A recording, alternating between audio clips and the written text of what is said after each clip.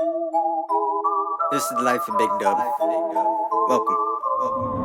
Ninja. I'm a rap addict, got the flow jumping like a jackrabbit. Before I hit the ground to pick up stacks like jacks. It's a habit, I'ma carry my team back on back. Write a few verses like back to back.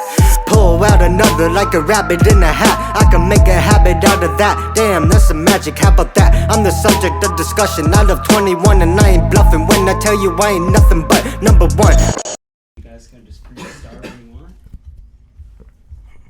Good stuff. Hi. How are you? I'm doing fantastic. How you doing? I'm good. How was your drive out here today? Not too bad. I got a new car, so excited to drive it out here. What did you get? I got a nice 2012 Honda Accord EX. Nice. It's a little coupe manual. My other one was a coupe manual too, so I kind of just upgraded it. But Nice. Have you always driven a manual car?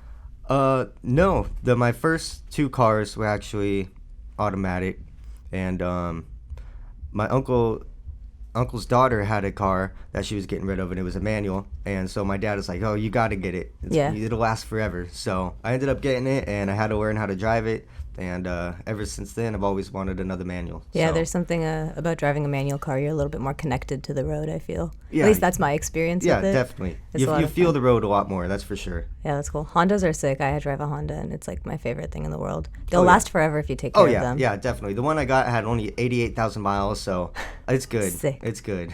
Nice.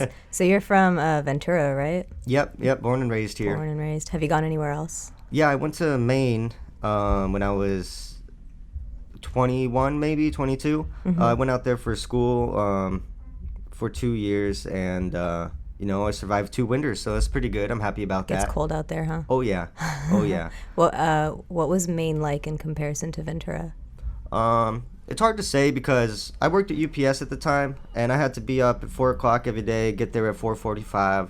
So I didn't really have time to go out much, especially on the weekends because I was tired. Got to prepare for Monday. Wow, so you're doing work and school. Yeah.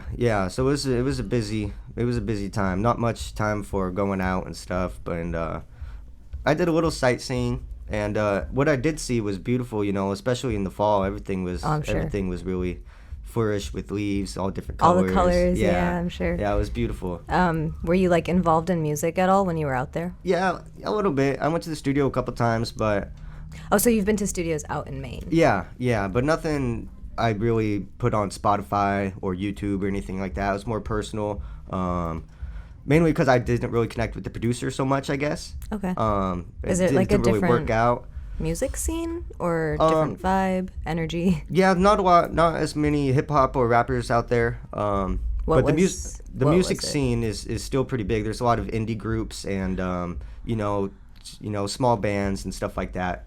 But yeah, it was really cool. The music scene was bigger than I thought, but not necessarily in my genre. So. Mm-hmm. When did you get into rap music? Probably late middle school, early high school. First really rapper I actually listened to was Eminem, and ever since then I branched off to Big L, Lil Wayne, Nickatina, and a whole bunch of old school rappers and artists. And I'm sticking, I got into the rap genre kind of in the middle when it was branching off into the new age type of stuff. So I had the choice to decide. It's am I gonna like the new age stuff better, or am I gonna like the stuff that's been out? And as I was listening to it, it's these. It's a huge comparison. You can't really compare the two. They're completely different, but I ended up liking the old school style better, like Tribe Called Quest, Wu-Tang Clan, stuff like that. So yeah, it's been a huge experience so far. And we can really hear that in your music too, your influence, the way that you rap, and the way that you carry your vocal structures and your lyrical structure. You can hear that old school influence in your music. Yeah, I try not to use so much vocal auto-tune or effects and stuff like that. I like to keep it raw as possible. Mm-hmm. What's your driving force when you go into creation mode for your music? Most of it is just sit in my room. After home I have a routine. I'll smoke a bowl, do whatever, and then I'll just sit on my phone, go on YouTube and put up my documents from my phone and do the split screen mode, and I'll just vibe out and just write some rhymes. I'll change some things up, and so you're just listening to beats and writing lyrics. Yeah, I'll do little melodies and then I'll write the lyrics to that, and then it's the lyrics don't sound good, I'll change it. But But yeah, that's just how it goes. I find the beat first, and then I find the melody, and then the lyrics come after. So the instrumentals and the music inspires you to write. Oh yeah, definitely. It takes me forever to find a good instrumental, and I'll only listen to like the first 10 seconds of it too. It's like skip. Like, this one's not for me. Yeah, let's see what's next. It's got to stand out right away. What stands out to you when you hear an instrumental? Like, what's that? It's always different. Factor? It's always different. Sometimes it's the 808s. Sometimes it's the intro. Sometimes it's like a different type of beat drop than what the first couple of bars were. And that's probably what gets me the most. So something unique that makes it stand out. Yeah, definitely. So do you prefer to use type beats or working with a producer? Most of the time it's type beats. Okay. And I don't really search for a type beat. I'll just go on YouTube and, click the beats tab, and I'll just scroll through whatever.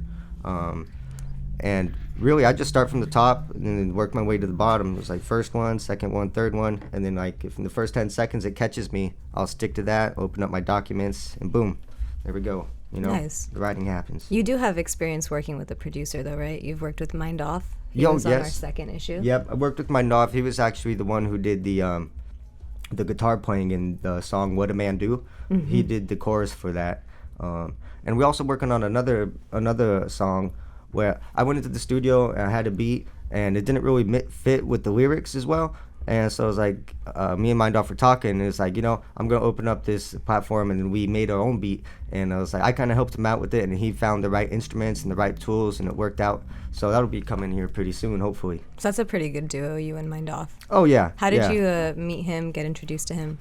Well, I was working with Pyro, who's the, Mind Off works at Record X Studios, and owner's Pyro.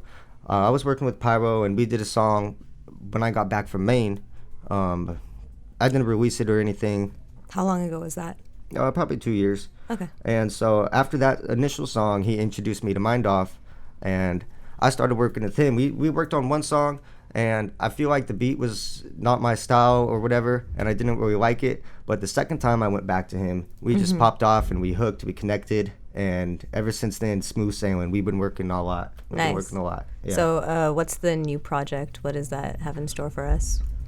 Hard to say. I was planning on doing an album, but it turns out some of the songs that I had almost finished, the beat kind of fell off of YouTube, and somebody already exclusively bought it or something along those lines. And so I have like 10 songs that are in that little situation or are unfinished. So I might do a couple singles with the music video, or I might do another EP. I'm just not too sure. We'll see when I finish the songs, So far, you only have that one EP out, The Life of Big Dub? Yeah. What inspired you to name it The Life of Big Dub? Is it the story that the EP holds, or? I honestly don't know. I did all the songs first, and then when I put them all together, it was like, it just came to me. It's like, this has to be The Life of Big Dub. I love that. Because that's a really big way to like kind of introduce yourself into the music world. It's like, this is me. This is my life. Definitely. Yeah, it's pretty magnanimous. I don't know what the word is, but like it's big. If that makes sense. I can't think of like a big word to describe something that's big. Yeah, your first project is always a good feeling. So. Yeah, it's a really good one too. It's high quality. Thank you. Like the first 3 songs really caught my attention right off the bat. It's What a Man Do, Fighting Guitars, and Muscle. Yeah, right? those are my 3 favorites. They go as well. so hard. They're really good. I was Thank you. completely blown away because meeting you and then listening to your music are 2 completely different experiences almost. But I also see how they're one and the same. I see how you have created this. What I really admire, and I was watching very recently a YouTube video and it was talking about the lost art of album, like the chronological order of how you organize an album, right? Mm-hmm. And I think you stuck to that in the way that you released your music, or the way that you built your EP. And maybe that's because you're influenced so heavily by old school rappers. Do you feel like there's any like newer sounds that influence you at all? Not necessarily newer sounds, no.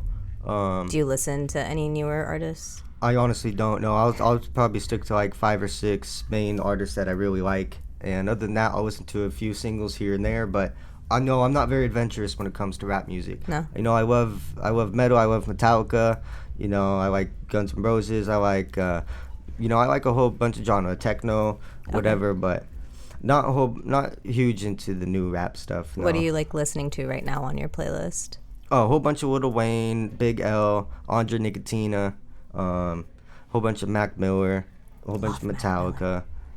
Yeah, I got a big variety, especially when it comes to techno and stuff. You know, I got a good playlist with that. And have you ever yeah, thought just of branch out? merging like the techno EDM house genre with the rap genre? I never thought about it. Drake did a little joint with I forgot who it was. It was kind of EDM style. I wish I could remember the song name, but that was definitely a cool style that he did, and I could definitely consider doing that for sure. Okay, because I was talking to Roger Wayne, who's also on Issue 3, and he creates house music, house remixes. Oh yes, I don't have a lot of experience in that particular genre. What draws you towards techno music? Definitely the bass involved. When I got my car, my sister got me a 12-inch sub for Christmas one time. Nice. And so boom, yeah, exactly. boom. So ever since then, it's like, you know, this is cool. I've never been to raves or anything crazy like that, but I definitely love the music. The music. That's really cool. So I wanted to talk about a little bit about your underground experience. You know, you've joined us so far. How did you hear about underground? From Mind Off, actually. We were doing a session, and he said, "I'm doing an interview. Do you mind if I shout you out?" And at first, I thought he was doing an interview for a different job. It's like, oh no, I'm gonna have to find a new producer. And so it just found out he was doing it for the magazine. I was like, oh, sick, that's awesome. And I gotta buy one of these. So I went over, talked to Mind Off again, and said, hey, who's the owner of the magazine? I gotta get a copy. So I went over there, got in contact with Andrew. Shout out Andrew. Shout out Andrew. And I went over there, and the second magazine wasn't released yet, so I was getting the first one. So I got a couple of those, and then couldn't wait to see the second one. And then I was mentioned, he's like, you know, what's it take to be in it? So, and he's like, you know, I love your style. When we talked to Popsky, I met with Popsky, and ever since then, you know, it's been great vibes. I love it. Yeah, it's great. What do you think like has been your favorite experience so far, being a part of this? Oh, definitely the photo shoot. It was a good day, huh? That was a fun day. It was much longer than I expected, but... It was a long day, but it was a good day. We vibed out. We had great conversations. You know, everyone was on a vibe. Oh, yeah. Yeah, that was really cool. Especially going from place to place, you know, it's like, wow, they really planned this out very well. Yeah. Have you ever done anything like that before? No, not at all. Or anything like this? This is your first time? Yeah, first time. First time doing the podcast, you know, photo shoot, all that good stuff. Nice. That's really cool. Do you feel like this is your first time really trying to push your music? I mean, you are like more recent in terms of releasing stuff. Well, it's different because with the first EP, it was more fun, more creative. But now it feels like I'm more pressured to release more music at a certain time. It was like, you know, people are waiting on different content, or you know, type of stuff like that. I feel more rushed to get it out, which kind of sucks. But especially with I got a new promotion at work, so Congrats. A lot more responsibilities. It's like, so yeah, lots going on. What with do you the do music. Outside of music? I work at Shine Supply. I just got promoted to a ship lead. So that just takes up more of your time, energy. No, it's just more not more energy or time, but more things to think about. Like when I get off work, it's like, oh, did I do that? Did I do this? You know, right. It's like before I would just get home and work on my music. But yeah, it's like with work and now feeling pressured to release it at a certain date, it's definitely not as fun as it was before, but I'm working around it, you know, definitely. Do you feel like The Life of Big Dub, the EP, did receive the kind of feedback that you needed to push you to make a second EP for you to be on this consistently? Maybe so in a different way. I didn't think it got as many views as I wanted it, so I feel that's why it's pushing me more for the next albums as I go. I'm gonna promote it more, you know, more social media content before it comes out, and just stuff like that I never really thought about with the first one. So that really pushed me in a different type of way, you know. Is this like your first step underground? yeah, definitely. It's the first step, and I finally learned like Distrokid and, you know, stuff like that, so you can actually put it on Spotify, Apple Music, and stuff like that. So Distrokid is distribution service. Yes, exactly. What's your experience with Distrokid? I've heard both very positive and very negative. So just because it's the only one I've ever gone through, you know, it worked well for me. I had no problem getting into Spotify or Apple Music, you know, Pandora, Shazam. It even has the Shazam offer, which is pretty cool. And, so like if somebody's listening to your song and they wanted to figure out what it was, that's cool. Yeah, exactly. But it worked well for me. Okay. The only problem that I didn't do when it produces on Spotify, it gives you like this release date. So let's say you're 2 weeks before the release date, you can send it to a creator who does the playlist. Before it releases, you know, they'll take a look at it and see if they want to upload it to this upcoming music playlist. And I didn't do that, unfortunately, because I had no idea. Playlist is the easiest way to get your music out there. Yeah, next time for sure. But yeah, I'll definitely do Distrokid again. Okay, so yay, thumbs up. Okay, it worked out. Overall status, yay.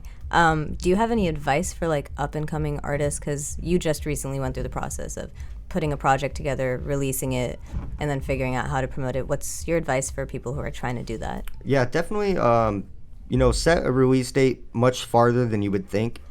I set my release date probably after I finished the album, probably a month after. But I wish I probably did 2 or 3 just so I can focus on promoting it more with you know, like the Spotify playlist, maybe on social media and stuff like that, trying to like tease it before it actually drops instead of just like a surprise one, especially if for an upcoming artist, you know. That's the main thing for the next upcoming artist and their first album or their next one. Just a lot to think about with promoting it before it actually drops. So you do think that promotion is like a really important aspect of being an artist? Yes. Especially if you're trying to get out there and have your music heard, right? Yeah, much more so than I thought.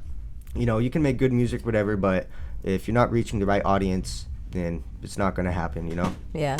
How long have you been making music? I started writing in high school, but actually making music and going to the studio and showing it to SoundCloud or whatever like that, it's probably been 5 years. But my first official album drop was 2019 September. So was that the EP? If you want, yeah, that was the EP drop. So if that's the start of the music career, you know, but I was writing before that, so it's hard do you to have say. like a bank of songs or like things that you can go back to, maybe be inspired by? Yeah, I definitely do. I have a lot of unfinished songs that I definitely go back to. I was like, should I finish this? You know, because I just get bored of the instrumental after a while. Because you know, after repeating the instrumental over and over, it's like, dang, I just want to work on the next one now. So yeah, I just want to see what's next. I have a big bank of, you know, unfinished songs. I have a bad habit of writing 3 verses and never a hook. Yo, I'm terrible with hooks. Terrible. Is that the hardest part for writing a song for you? Yeah, especially with the new age, you know, everyone is focused on the hook and replayability and stuff like that. But especially with the people who I really like listening to, Big L, Lil Wayne, they have a lot of songs which have no chorus, which happen to be my favorite songs that they have. Yeah, I like that. Yes. And there's something special about that. The flow is what makes a song, not the chorus, and that's what is really cool about those two artists. But it's also hard to introduce that into the new age style, you know. So I literally just heard your song playing. Where was that coming from? I did too. I was like, hold up a second, this is big dumb. That completely threw me off.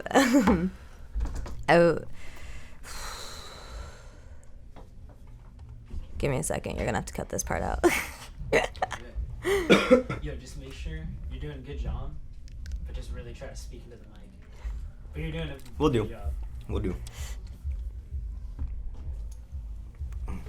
That really cut me out of my flow. Now I just have the song in my head. Good song. It's a good Yeah, song. I'm the same way. Whenever I hear the Alright, instrumental edit. that I was working on, it's like, okay, time to go. We were talking about instrumentals and beats.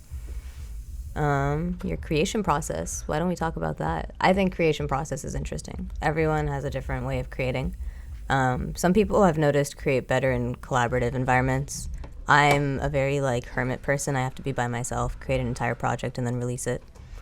what's your creation process? Yeah, like I said, I just get off work, do my routine, sit in my room and listen to beats. Just, I prefer to do it by myself. Is Mindoff the only person you've ever like really collaborated with? Yeah. Like that? Yeah, he definitely is. Like I said, I worked with a couple different other producers, but he's the only one who actually finished a complete song with me and, worked with me with the chorus, with his guitar and everything. So yeah, definitely, he's the main guy. He really blew my mind away at the Issue 2 event, right? His performance. I don't know what his guitar is exactly, but I was impressed. Yeah. That's enough to say. Yeah, he told me what it was multiple times, but I always forget. It's some crazy cool It's instrument. awesome, It's amazing. And he's very talented. I think that's super cool that you've worked with him. Would you be interested in working with like other 805 artists or branching out into the 805? Maybe so. I would definitely be working with that other artists. Producers, maybe. I'm not too sure. I have a real good connection with Mindoff, so it would be hard to branch off from that. But with futures and stuff like that, that's definitely a go. Yeah. Definitely good with The futures. future is always open though, right? Yes. Like anything can happen. Have you like been around the 805 music scene prior to this? No, not necessarily too much. Before Underground, I had no idea, but once I started following their Instagram and You're like, stuff whoa, like that, I there's was a lot like, of yeah, people. there's a lot of people out here. There's a lot of people here doing this. Yeah, definitely. What pushed you then in the direction of wanting to make music? I was just listening to music one day with my buddy. Is like, they should have put this word here or did something different with this line or whatever. It's like, why don't you do it? It's like, okay. I think it's funny so that's how it worked out, So it was kind of like I could have made this better kind of. Yeah, exactly. But then once I actually started writing, it's like, oh shit, this is hard. But I kept with it, it's like, this is fun now. Did you have to like train your pen? Teach yourself how to write? No, I just do it on my phone in the Google Docs. Yeah. So, well, like train yourself on like how to write. Like, yeah, definitely. I listened to a couple songs I did a couple years ago. It's like, wow, why would I write that? It's like the flow's nice, but that's a stupid line. How have you grown since? Do you feel? I use a lot of more like internal rhymes. I try and build off the rhyme scheme, so it's like it's like A and then B, but then you would use like an A B type thing, and that's the way you switch up the flows and without it sounding unnatural in a sense. And I've learned a lot with that, with especially with Lil Wayne and Eminem. A lot of Big L, surprisingly, he does that too. And yeah, I've just learned on YouTube they have like those lyrics, and then they would like the rhyme scheme, they would do each color for each rhyme. Okay. And so I would kind of like follow that. I was like, wow, that's impressive. I got to learn how to do that, So is it kind of like because people say that rap can be poetry, or any rhyme, like lyrical rhymes can be poetry, but if I were to take your lyrics and like take the music away from it, do you think it could read as a poem? I don't know. I've never. Maybe we'll have to try that out. Probably not, because the way that I say the lyrics, probably they match with the beat. Right. So you write it to the beat. Yeah. So saying them by itself, it just, I don't know. It would be off. Just a little I different. Think. Yeah. I never tried it, but I think it would be off. Oh, interesting. Would you ever try writing poetry? I like what you write. I really I enjoy listening to your music. So it's just not fun to me. I like making rap music because it's fun. I like the beat. I was like, I like writing the music and getting pumped up about it. So no, probably not. Just because I like the instrumentals. It's the music for you. Definitely so. Do you enjoy anything outside of music? Yeah, I play video games here and there. I love cooking, barbecuing. My buddies come over. We love making shrimp kebabs. We've been doing that pretty recently. Nice. Shrimp kebabs. Oh yeah, yeah. It's a lot of prepping, but it's worth it. It's worth it. And playing some pool, just hanging out. Hanging out with my family and friends, and that's about it. That sounds like a good time. Like a very relaxed lifestyle. Yeah, definitely so. Nothing too crazy. I don't go out to the bars too often. Maybe once in a while, but yeah. Yeah. Yeah. Even before like COVID and everything. Yeah, even before COVID, I want to go out every weekend. Maybe once or twice a month, but that's about it. It's just not, it's expensive. It's just, if I'm gonna black out, I might as well do it at my house. Might as well do it at my house. Facts. Wake up safe. So you grew up in Ventura. Yep, grew up Ventura. I lived in the same house for 22 years, and then I moved to Maine, and then went back to Ventura. Yeah. So do you think that like Ventura as a community has shaped you and how you create or how you exist? In a sense, moving to Maine, I didn't really know anybody. I definitely missed my friends and family. But just because the people I've been around, I guess that's the only reason I have been shaped in a sense. But yeah, just the people I've been around. Are you very Ventura proud? Oh yeah. I don't think I would move anywhere else unless I had to. That was literally my next question. You wouldn't move out of Ventura? No, probably not. No. Well, I mean, you have everything you need here, and it's right by the beach. You might as well. Yeah, exactly. It's a nice area. I really do enjoy Ventura. Yeah, it's really nice. The only problem is, it's far away from any airport. You got Burbank, that's a little close, but most of the flights go out of LAX, and that's a pain in the butt to get Have you to. traveled, other than Maine? No. I've been to Vegas a lot, been to Washington, but all of those were mainly for family reasons. So, no, I've never really traveled too much. Would you ever consider traveling, taking your music on the road? Oh, yeah, definitely so. That'd be super cool. I don't think in the near future, but yeah. Yeah, that'd eventually, be super cool. Eventually, I would love to see you on tour. I would for sure come and see you perform somewhere out of state. Oh, well, thank you. I would hope I get the chance to do that eventually. That would be so cool. Do we have anything to look forward from you coming soon? Like I said, I have a lot of unfinished music, and it's I'm deciding whether to put them in an album or EP or something like that, or music videos as singles, or get some features. I just don't know. I have a lot of unfinished work, so it's exciting for me to find out what's going to happen just to piece it all together. It's a lot of moving pieces. You have to figure out how to bring it together, right? Yeah, exactly. Yeah. And I'm not too sure when the magazine's going to come out, but I'll definitely have something when that drops. I believe we're getting the cover release March 12th. Yeah, cover's being released March 12th. So that's super exciting. Anything other than the underground release, in the coming months, what can we look for from Big Dub? Just hopefully a lot of social media presence. Cool. I got the photos from the shoot, and I'm working on a lot of music with Mind Off. I'm actually going to the studio after this to go work with him. So yeah, definitely a lot of weeks of music and content and stuff. Where can people follow you? Instagram? Yeah, Instagram. What is it? I just switched it up, so I don't remember. It might be Big Dub. We'll look it up and we'll put it on the screen. Make sure people can connect with you. Yeah, definitely. Alrighty. I really appreciate you for coming out and chatting with us, spending the time to, Yeah, definitely. Of course, it's fun. I love the community. Everyone I've met is super nice, super chill, and I'm definitely excited for the future. Yeah, me too. Alrighty, let's wrap it up. Thanks, guys. Peace. Thank you. This is the life of Big Dub. Welcome. I'm a rap addict, got the flow jumping like a jackrabbit. Before I hit the ground to pick up stacks like jacks. It's a habit, I'ma carry my team back on back. Write a few verses like back to back. Pull out another like a rabbit in a hat. I can make a habit out of that. Damn, that's some magic, how about that? I'm the subject of discussion. I love 21 and I ain't bluffing when I tell you I ain't nothing but number one.